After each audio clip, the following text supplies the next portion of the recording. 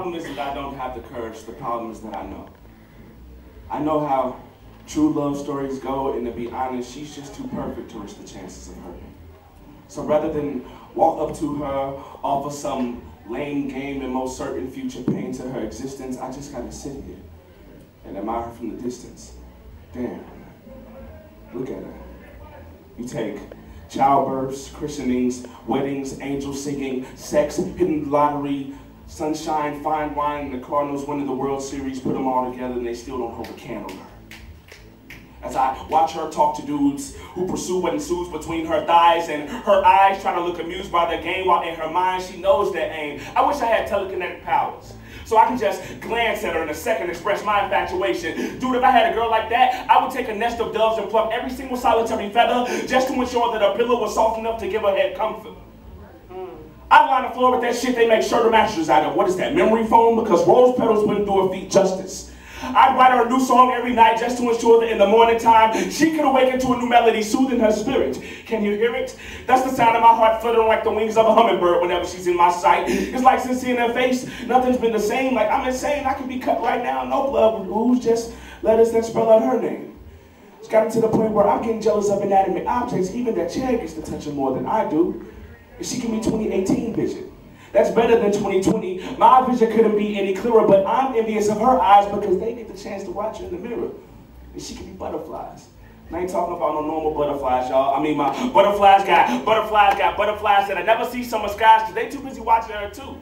So now I'm fighting with the butterflies she gave me because I'd be damned if anyone pays her more attention than I do. And I know that guys do want a 5-star chick, and that's fine in all normality because baby girl defies gravity. So if they 5 stars, she's the galaxy, sunrise, moon, and all. It's like, when I see her face, I ain't even admire no more. I'm physically moved to awe, and I just want to be close to her. So close to her, there's no such word as interference. Like, if her heart whispers pain, I want my ears to be in tune and hear it. I want to be so close to her that I finish her sentences. Like, if I whisper dirty shit from across the room, she'll orgasm from the distance. I just want to audition. I feel like once you say I do, to become that person's soulmate and to make them smile every day for the rest of their life, to their face hurt should be a mission. But the problem is I know that real relationships go sour, so with all the power I have inside, I can't let her see.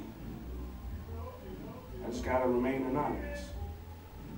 Blue sky sprites spew forth and collide on the grove as a red light New Jerusalem, where my introspection in the form of a man made of fireflies stands before the threshold to Euclid, draped in silken plumes like a streetcar martyr.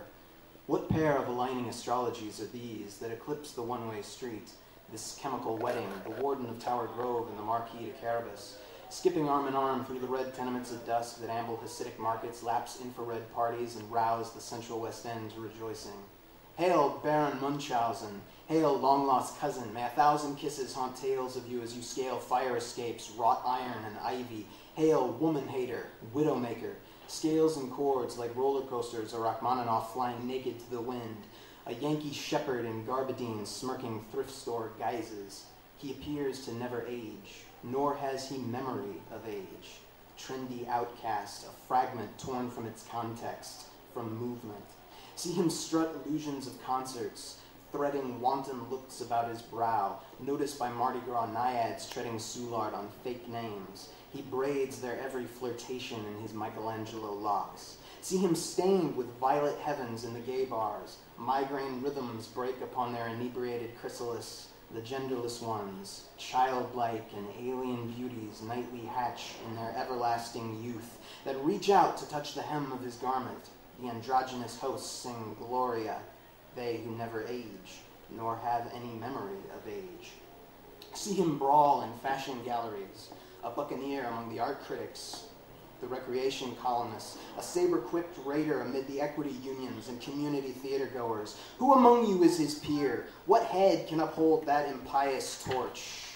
Currents of strobe lights draining through his bootleg charm sweeps the corners of sexual indecision, Christ-like, discordant facial hair, the abs of Iggy Pop. Then, on his arm, Miss Projectionist, an unblemished lamb, giggling vixen eyes and Dylan hair, chaser feline boots, Popeye fringe and Xanax complexion, a native viber, sacrificial among the nightclubbers, she of gibbous face and pixie curls. Yea, verily, serenade her plunging neckline, the bauble necklace glisten with minerals, a scattered alphabet of desire.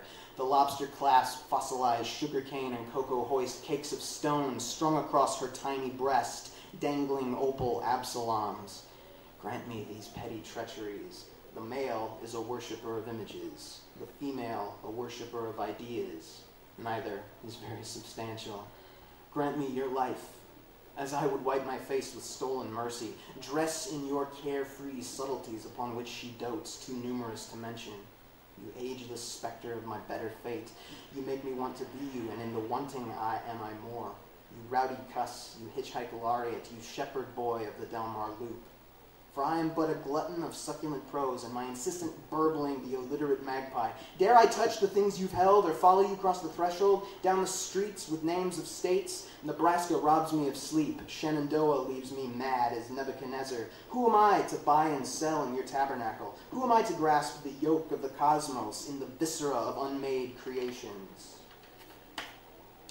As I would snatch the unspeakable law from the ark.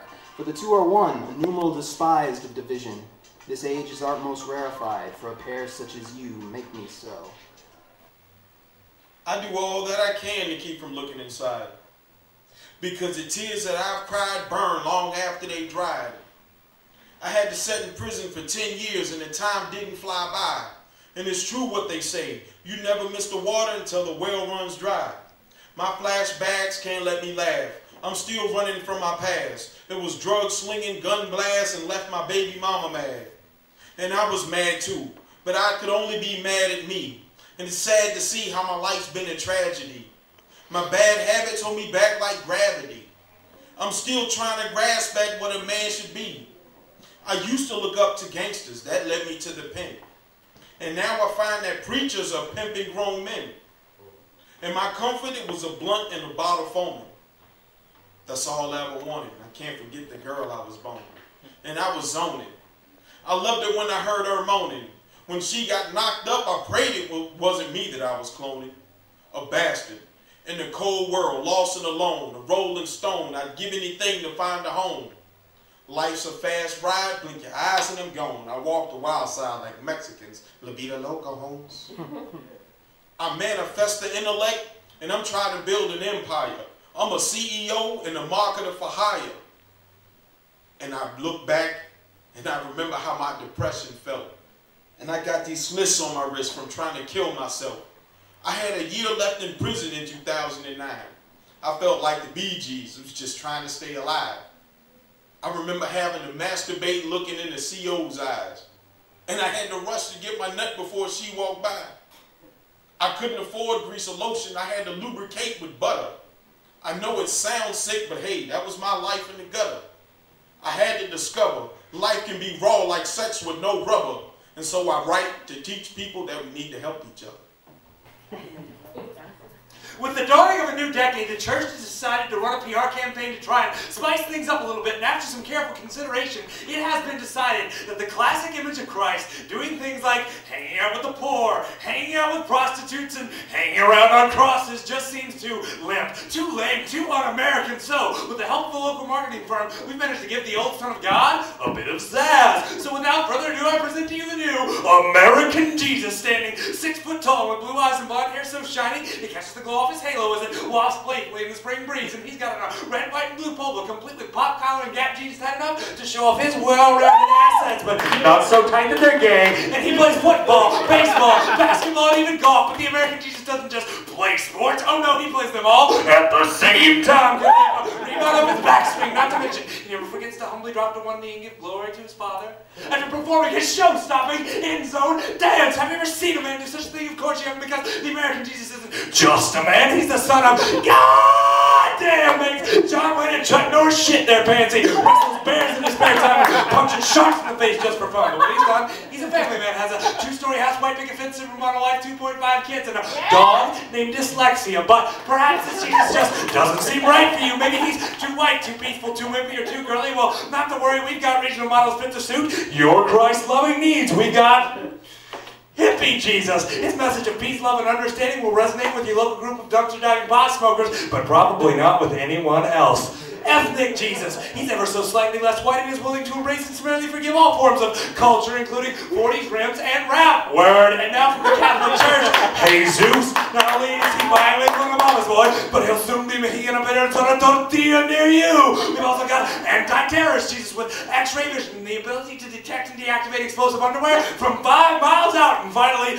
armed forces Jesus with an American flag tattooed onto his perfectly sculpted right bicep and an eye to kill with no plans for resurrection. Whichever demographic we're currently blaming our foreign relation disaster on. Is it Iraq? Oh man, Iran? Who knows what land he'll be in next? Sending infidels to hell so fast, Satan has to make a waiting list. But if you cross America, it could be you. But hurry, these limited edition Jesuses are only available so long as your tax-free donations continue to pay for the upgrade. So come in and get one today.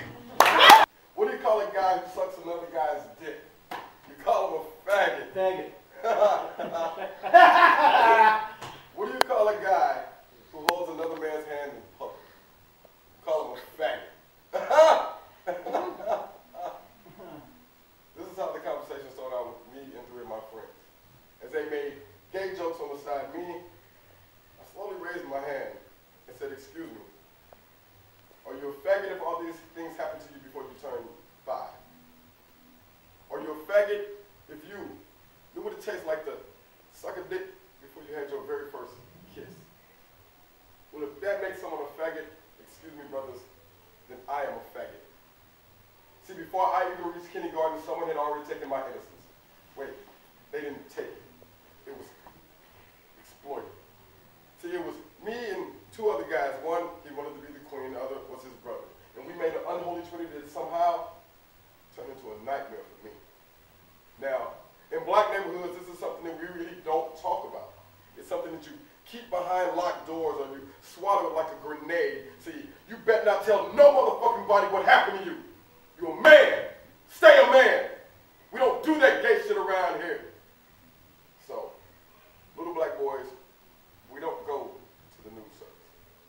We don't get therapist. We swallow truth.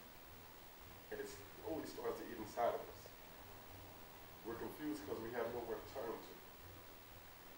Me, I was lucky.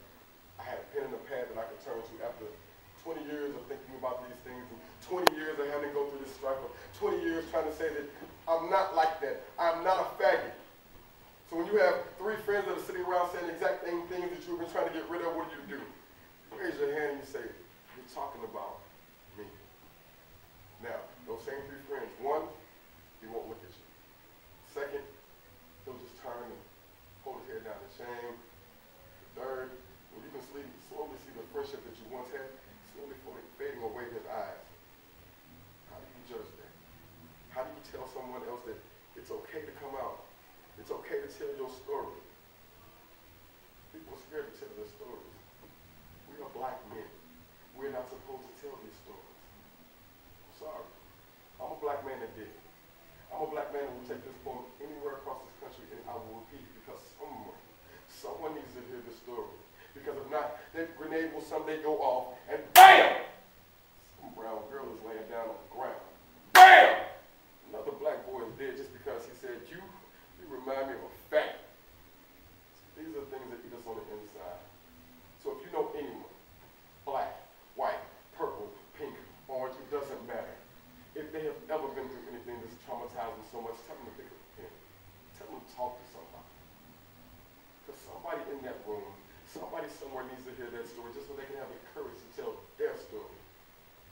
And it took a boy in North Carolina to tell his for me to write mine. I'm not only talking for him, for myself, I'm talking to those who still live in